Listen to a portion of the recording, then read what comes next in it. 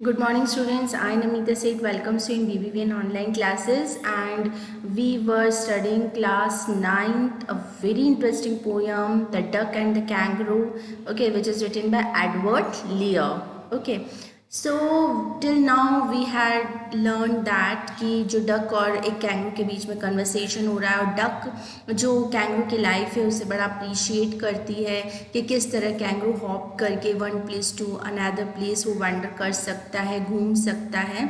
लेकिन डक की क्या है, लाइफ एक लिमिटेड है। डक की लाइफ किस पे लिमिटेड है? पॉन्ड में लिमिटेड है। वो हमेशा पानी में ही रहती है। उसे भी अच्छा लगता है कि वो इधर से उधर जाए, लेकिन वो नहीं जा सकती। तो वो कैंगरू से रिक्वेस्ट करती है कि प्लीज़ मुझे भी वर्ल्ड मतलब दुनिया घुमाओ, या मुझे एक प्लेस से दूसरी प्लेस तक लेके जाओ। जिस तरह तुम लैंड पे, वाटर पे, सब तरफ घूमते हो, उसी तरह मुझे भी घुमाओ। तो kangaroo what he actually said, he thought that कि जो डक है वो हमेशा किस में रहती है? पानी में रहती है। इसलिए उसके जो वेब फीट हैं, वेब समझते हैं ना आप? जैसे डक के आपने फीट देखे हो तो काफ़ी वेब टाइप होते हैं ना, फैले हुए से होते हैं।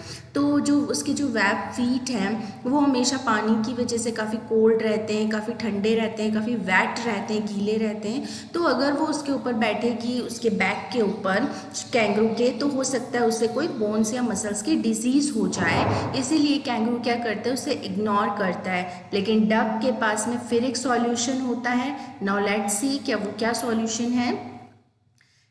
Said the duck, as I sat on the rocks, I have thought over that completely, and I bought 4 pair of worsted socks, which fit my web feet neatly. And to keep out the cold, I have bought a clock, and every day a cigar I will smoke, all to follow my dear true love of a kangaroo.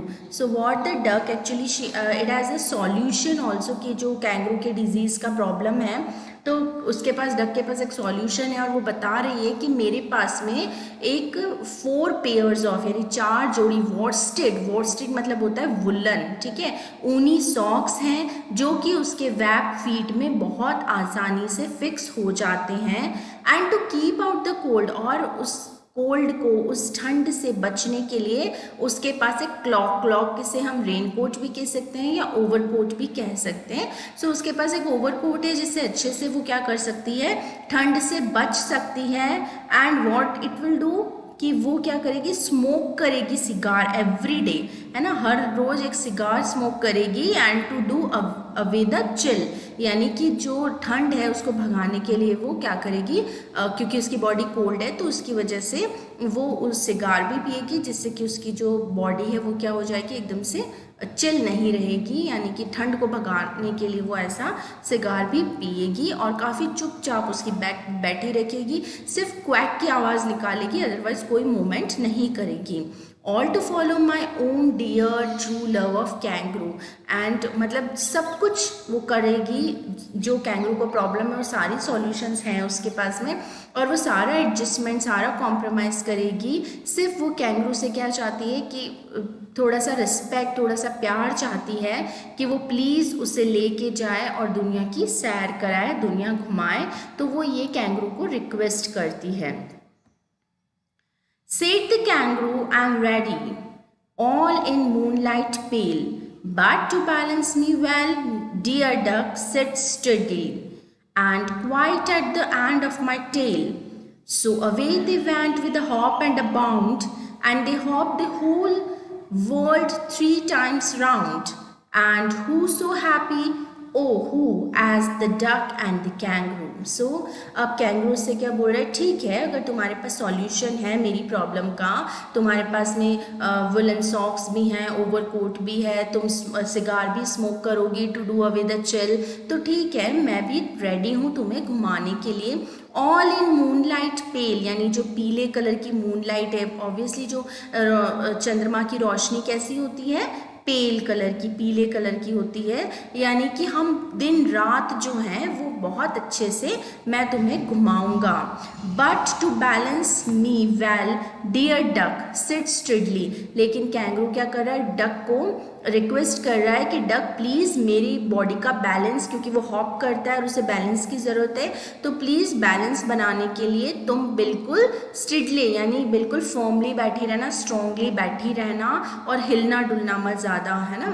And quite at the end of my tail, और कहाँ बैठना, मेरी जो tell है, कि जो kangaroo की जो टेल है उसके जस्ट एंड पे, बिल्कुल एंड पे बैठना है। So away they went with a hop and a bound, और वो हॉपिंग करते हुए आराम से दोनों जो थे, the Duo, the kangaroo and the duck, वो आराम से हॉपिंग करते हुए जगह जगह घूमने चले गए। And they hop the whole world 3 times, और पूरी दुनिया उन्होंने कितनी बार घूमी, 3 टाइम्स घूमी, यानी 3 टाइम्स उन्होंने पूरी दुनिया का चक्कर लगाया। एंड हु सो हैप्पी, ओहू, as the duck and the kangaroo, और कौन है बहुत खुश, दोनों ही बहुत खुश हैं, यानी कैंगरू भी बहुत खुश है और डक भी बहुत खुश है। यानी कि द थीम इज दैट कि यहाँ पे जो पोइट है हमें कहना चाहता है कि म्यूचुअल अंडरस्टैंडिंग इज इम्पॉर्टेंट, यानी कि पहले अगर कैंगरू को प्रॉब्लम थी तो उसने अपनी प्रॉब्लम डक के साथ शेयर करी कि तुम्हारे बैठने की वजह से हो सकता है मुझे डिजीज़ हो जाए, तो डक ने क्या करा, उसका सॉल्यूशन निकाला कि चलो मैं तुम्हें ये प्रॉब्लम है तो इसका सॉल्यूशन है मेरे पास में, मैं क्लॉक पहन लूँगी या मैं वॉर्सेटेड सॉक्स पहन लूँगी। तो इस वजह से क्या होगा कि दोनों में क्या हुआ कि म्यूचुअल अंडरस्टैंडिंग की वजह से दोनों ही खुश थे, दोनों ही ने अपने मतलब ड्रीम्स पूरे कर लिए, ठीक है, और डक भी बड़ी खुश थी घूम के। तो द थीम इज दैट, हमें यहाँ पे पॉइंट यही कहना चाहता है कि जो काम आप म्यूचुअल अंडरस्टैंडिंग से करते हैं, एक दूसरे की हेल्प करते हैं, एक दूसरे को समझ के करते हैं, तो वो काम बहुत ज़्यादा सक्सेसफुल हो जाता है। उस काम में फिर ये नहीं रहता कि मतलब तुम भी खुश नहीं हो या मैं भी खुश नहीं, दोनों हमेशा खुश रहते हैं। And the kangaroo he open heartedly welcomed all the suggestion of duck, and consequently what happened, that proved to be a very perfect pair who traveled across the world thrice, and this bliss would not have been possible otherwise. That means कि अगर वो एक दूसरे को नहीं समझते, एक दूसरे की बातें नहीं समझते, तो वो दोनों ही खुश नहीं रह सकते थे, ठीक है। सो ऑल इन ऑल ये है कि आपको सोच समझ के एक दूसरे की हेल्प से, म्यूचुअल अंडरस्टैंडिंग से काम करना चाहिए, तो वो काम ज़्यादा सक्सेसफुल होता है, ठीक है। Now here are some word meanings. Hop means jump होता है, nasty means unpleasant, long means desire, launch कहा जाता है, it's not long, launch means desire, क्या आपकी इच्छा है। Dee is as I taught you, a river in England. Reflection means thinking, objection means trouble, rheumatics means rheumatism, disease of bones and muscles. Worseted means woolen, clock means overcoat, steadily means firmly, and bound means leaped. Bound मतलब क्या होता है, leap करना, मतलब बहुत उछल के jump करना, ठीक है। So I hope you understand the poem. This all about the mutual understanding of the duck and the kangaroo. एक छोटी सी स्टोरी है जिसकी एक कन्वर्सेशन है जिसको कि पोएम के रूप में लिखा गया है, और I think you understand the poem. And if you have any queries, you can ask me on my personal number. And please, 9th class students, whatever the work I am giving to you, please send the PDF on my personal number, so that I can check your notebooks, and I must know that you are updating the work or not. Okay, till then, happy learning. Thank you.